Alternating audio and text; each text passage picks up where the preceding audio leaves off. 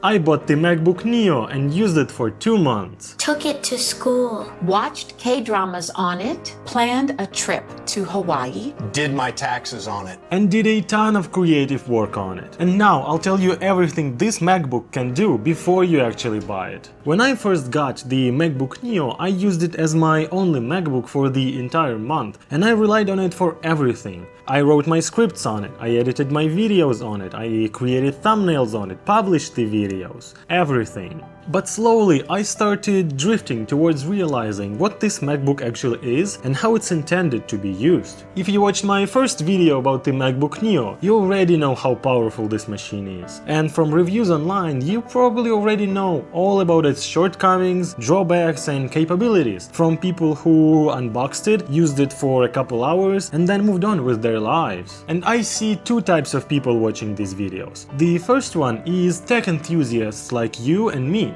who know exactly what laptop they need to buy, and these videos are just for fun and giggles. And the second group of people is the actual consumers who know nothing about tech. They just want a cheap MacBook because they know that MacBooks, they are reliable, get software support and hold a great resale value. So here's what I have. It's the base model MacBook Neo with 8GB of unified memory and 256GB of storage. This is exactly what you're gonna get for $600 or $500 if you're a student. And if you're a student, the thing you probably care the most about is whether it can survive the day-to-day loads. Because you're not gonna be doing 4K editing on it. You'll bring it to classes to type your notes, to create presentations or have a textbook open. Just simple stuff, nothing crazy. And you would want your Mac to survive all that for the entire day and then some. And you would definitely expect your MacBook to survive the full day of classes. And I'm pleased to report that this Mac would be a great choice for a student. I might not be a student myself anymore, but I did write all my past scripts on it. I've written about 5 or 6 of them with no issues. I usually write them in Google Docs and have 4, 5 or 6 tabs open. I also have music and videos playing, maybe a movie picture-in-picture,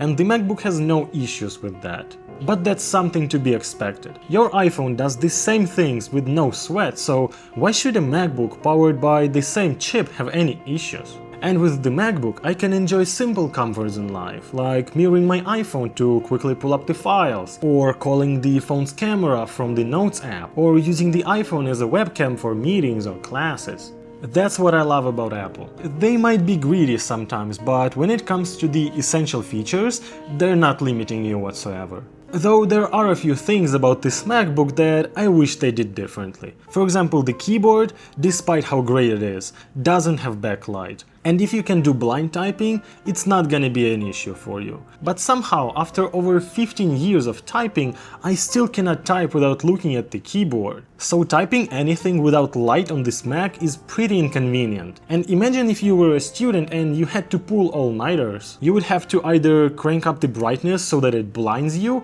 or just use some artificial light. And this seems like such a stupid trade-off. Or those USB ports, there's only 2 of them. The iPhone chip inside actually prevents this MacBook from having Thunderbolt, which is essentially a very fast standard for data transfer. Only one of these ports is actually fast and it's barely enough for me. Usually for my workflow, I shoot my videos on the iPhone and then I either transfer them directly to the external SSD, or I transfer them to the Mac and then to SSD, or I just airdrop them to the Mac. And doing the same things on this one is quite time consuming. Because let's not forget that this MacBook only has 256GB of storage, of which you only have around 200GB. So having the USB port that's way slower than the speeds my SSD can handle is actually pretty sad. And it has a huge impact on how video editing performs on this Mac. In most of the review videos that you watch, all tests are done with the files being stored directly on the Mac. But I edit my videos off of the external SSD, so the Mac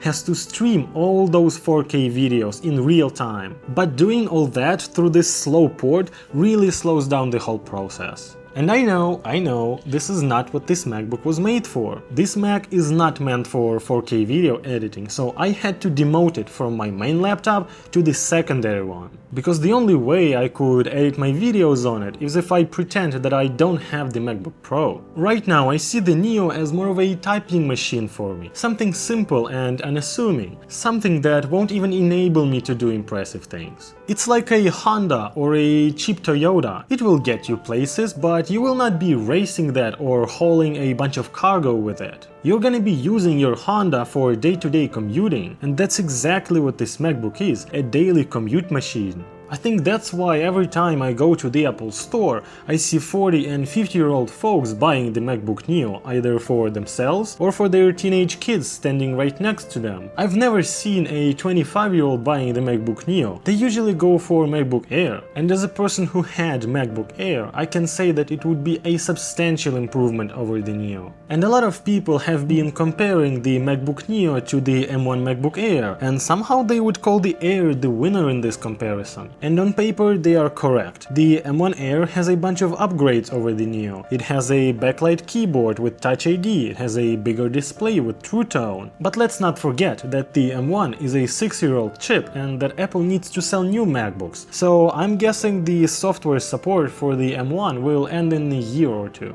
And let's not kid ourselves, the M1 Air, despite being a great deal, just looks old and dated, and no one wants a laptop that's not trendy. You're literally gonna get bullied for having something other than the Neo. Just look at this gorgeous citrus color and try telling me that you don't like it. It's so fresh, so vibrant and so colorful, it would get you so much attention. And that's exactly what every college student wants, attention. With vibrant colors like this, all the stickers would look fantastic on it. And because it's a cheap laptop, you don't have to worry about tossing it into the backpack with all your books, your pens, your keys, your money and so on. But the MacBook Neo is a deeply controversial machine by design. On paper, it has the power, but in real life, it disappears pretty quickly because of the thermal throttling and the lack of memory. No matter what other people are saying, 8GB is barely enough. Browsing the web, watching movies, having a few documents open, the Neo handles these tasks pretty well.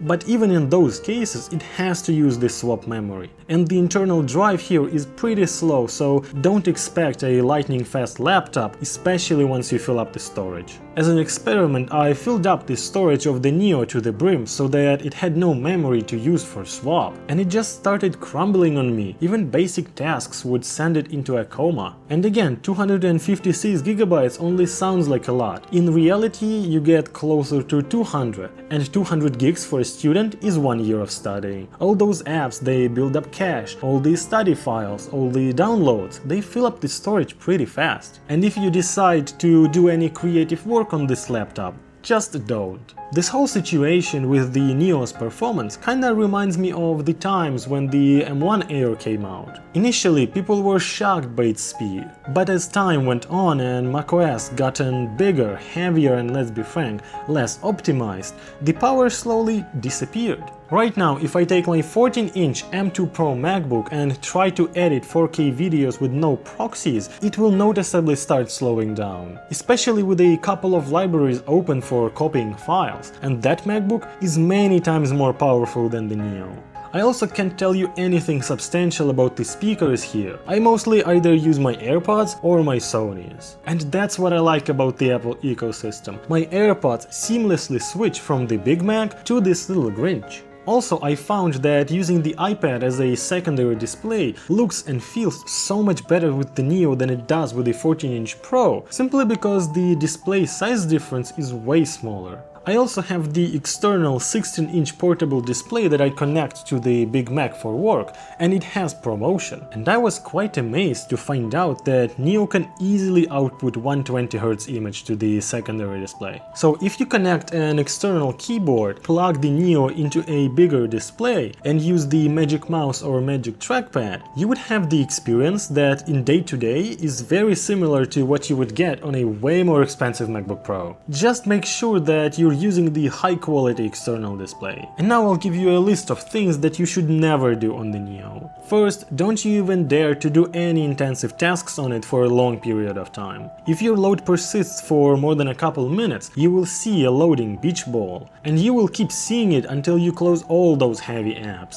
Next up, don't even try running any AI models on this thing. It cannot do that properly. And the models you can run here will barely function because they will be so limited that they will barely do any writing. But you don't need all those models running on device because you can just install ChatGPT, or you can use Apple Intelligence, but it's not very useful. But I guess if you're a student and you need AI for basic writing, it should do. Next up, don't expect a perfect trackpad experience. This one has no force touch and physical clicks, so you will not be able to preview items by pressing harder. Luckily, it supports all the gestures, but for me I would say the trackpad is probably on the smaller side. Also, I hope you weren't planning to do any professional photo editing here. The display is not just small, but it also only supports the basic color profile. So for your yearbook pictures for school or for your travel pictures, it should be enough. But for any professional work, it's either Air or Pro. It might be enough for you to start making some money while doing amateur photo shoots of people around you, but that's about it. And the same goes for creating music. The headphone here, despite being very conveniently placed, is not high impedance, so you would not get professional audio quality here. Even though I'm pretty sure the MacBook can handle a professional software with a decent amount of tracks, but it's not meant for that. What you should use it for is basic writing, spreadsheets, PDFs, watching movies, taking it on trips, the stuff that your mom and grandma would do. And of course, you can play Cyberpunk here, but why? It will take all the storage in the MacBook, will stutter, and it will not be an enjoyable experience. This is not a gaming machine, though I have seen people successfully emulating old consoles on it, so it might be the solution for you. I think after 2 months of using the Neo, I know everything about it and everything it can offer. I don't have any expectations of greatness from it. I know exactly what I can accomplish with it and where to draw the line. And as long as you can do the same, you will also be satisfied. But I said it once and I'll say it again. If you can wait for 1 more year, do it. Next year, Apple will surely update it with the new chip and more unified memory, and that would be the perfect moment to buy. And maybe, just maybe, we will get the backlight keyboard this time. Because as we all saw with the iPhone 16e and 17e, it only takes 1 year. Thank you so much for watching. Like this video, subscribe to the channel, and I'll see you in the next one. Peace.